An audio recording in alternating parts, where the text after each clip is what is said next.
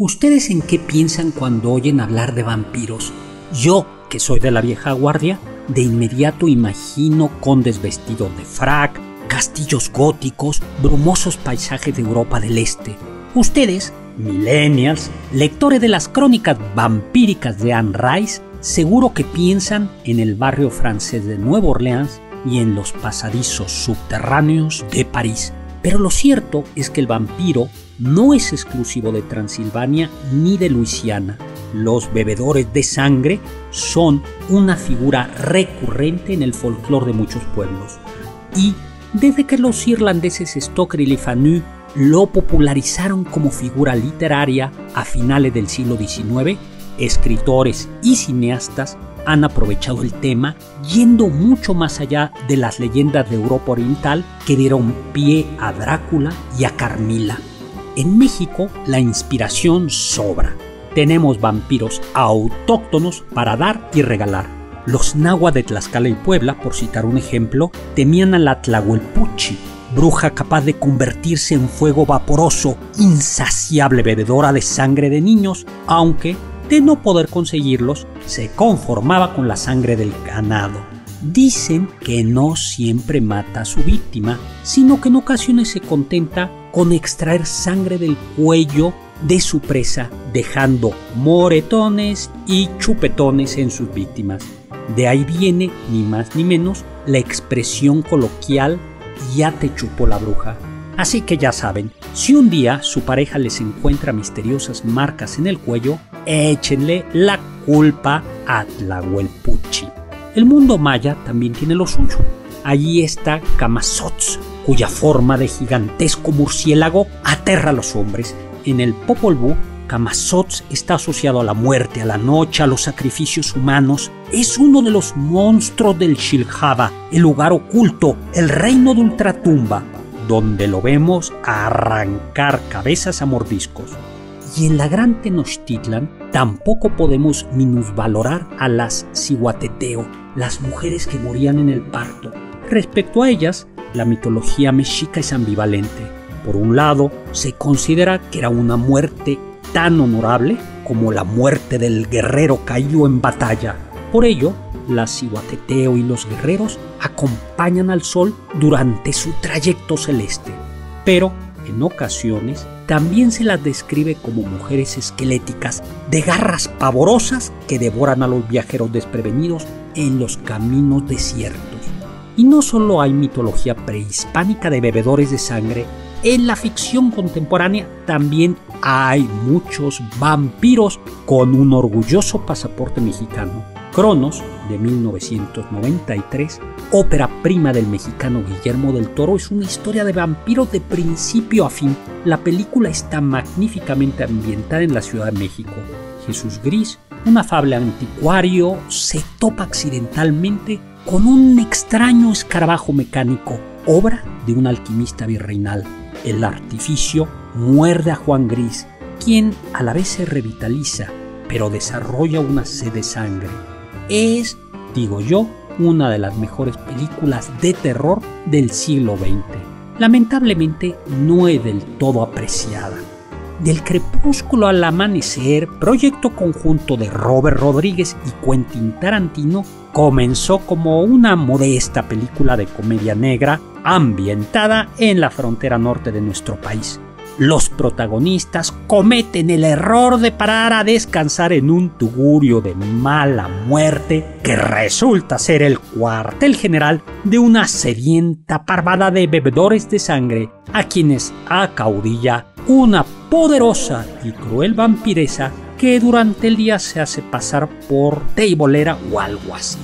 La villana, interpretada por Salma Hayek, responde nada más y nada menos que al nombre de Satánico Pandemonium. Vaya uno a saber por qué, pero la película fue un éxito y dio pie a varias secuelas, videojuegos y recientemente una serie de televisión. Eso sin contar el empujón que le dio a las carreras de Rodríguez, Hayek y Tarantino. Pocos saben que al mismo tiempo que se filmaba el clásico Drácula hollywoodense de 1931, también se filmaba una versión en español dirigida y actuada por mexicanos usando el mismo estudio y los mismos disfraces. Era una estrategia común de Hollywood para llegar al mercado internacional. En aquella época los doblajes no eran populares y era mucho más práctico filmar dos versiones de la misma peli. Lo que no es tan común es la calidad del filme. El equipo hispanoparlante tenía la ventaja de poder revisar lo que había hecho el equipo anglosajón y de corregir los errores. Al día de hoy, muchos críticos piensan que la mejor versión de la película es la hispana. Y por supuesto, los vampiros no están ausentes de nuestro cine más clásico. Ahí está La invasión de los vampiros de 1961. Es una verdadera joya.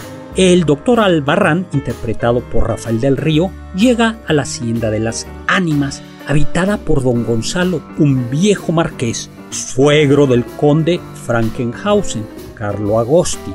La condesa consorte, hija del marqués, murió recientemente y el esposo, el malvado conde, desapareció sin dejar rastro, como típico marido desobligado. El conde es en realidad un cruel vampiro que se oculta detrás de los libreros de la biblioteca de la finca y que se ha propuesto difundir el vampirismo en México. El marqués, por supuesto, no sospecha nada. El malvado conde cuenta con la complicidad del ama de llave de la mansión, la fiel Frau Hildegarda, cuyo acento teutón es digno de un capitán de la SS. El marqués cuida de su nieta. Se la dejaron los condes. La muchacha, además de imbecilidad, padece una enfermedad congénita que la obliga a beber sangre. El viejo, que por lo visto es el transmisor del gen de la estulticia, ignora que los vampiros se alimentan de sangre y el hombre piensa que su nietecita padece una enfermedad rara, de esas que aquejan a la nobleza mexicana. Por suerte, el doctor Albarrán descubre el antídoto contra el vampirismo. Esta grave dolencia es causada por la vampirina, que solo puede curarse inyectando una extraña sustancia llamada ácido bórico. Por si fuese poco, nuestro joven héroe se tiene que enfrentar con el cura del pueblo, un retrógrado que supone que el vampirismo es cosa del diablo. Tras muchas vicisitudes, el héroe consigue el antídoto y libera a la humanidad del peligro que la amenazaba. De esta suerte, el vampirismo, tan temido entre romanos y húngaros, queda reducido a una dolencia que bien puede tratarse en cualquier centro de salud. Y bueno, ya entrando al tema de los héroes, ¿cómo olvidar al santo, nuestro reluciente enmascarado plata? Como todo mundo sabe, el santo luchó contra la reina de las vampiras en 1962 y apenas le dio tiempo de recuperarse porque en 1966 enfrentó a los marcianos y en 1970 a la mafia del vicio. ¿Qué le pide el santo a Blade? Nada. Y en nuestra literatura también hay muchos chupasangres paisanos.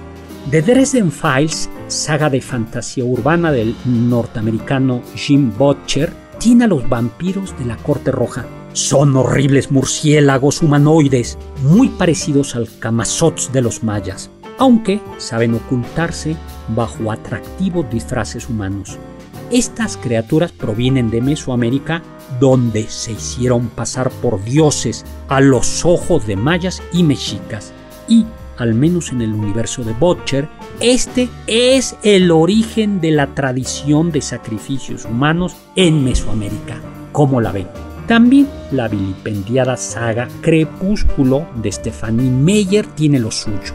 Aunque solo la conocemos en flashbacks, la temible María es una auténtica generala que conducía al ejército más fuerte en una guerra vampírica que se disputaba el botín mexicano, un país sumido en eternas guerras civiles en donde unas cuantas muertes y desapariciones pasarían inadvertidos en un país bañado en sangre a principios del siglo XX. Por supuesto que esto ya no sucede en el siglo XXI. Los chupasangres, por lo visto, aprendieron la lección tras ser perseguidos en Europa. En 2002, Mónica Beltrán Brosson nos dio la enternecedora Historia de un corazón roto y tal vez un par de colmillos. cuya protagonista suspira por una nueva vecina que no entra a ningún lugar sin ser formalmente invitada y a quien, por motivos inexplicables, le gustan los tacos de moronga. Jaime Alfonso Sandoval tiene una saga completa sobre vampiros, Mundo Umbrío. Es magnífica. En el primer libro de la saga, Lina Posada, una simpática muchacha, descubre que su padre es un vampiro y poco a poco la chica se ve sumergida en una apasionante civilización alterna de vampiros. Antonio Malpica, por su parte, usa a la condesa Erzsébet, la vampiresa histórica original, como antagonista principal de la tercera entrega de su libro de los héroes, una de las primeras sagas épicas de la literatura juvenil en nuestro país. Es claro que incluso sin contar a nuestros políticos, en México no nos faltan inhumanos y malévolos bebedores de sangre y uno que otro medio simpático también.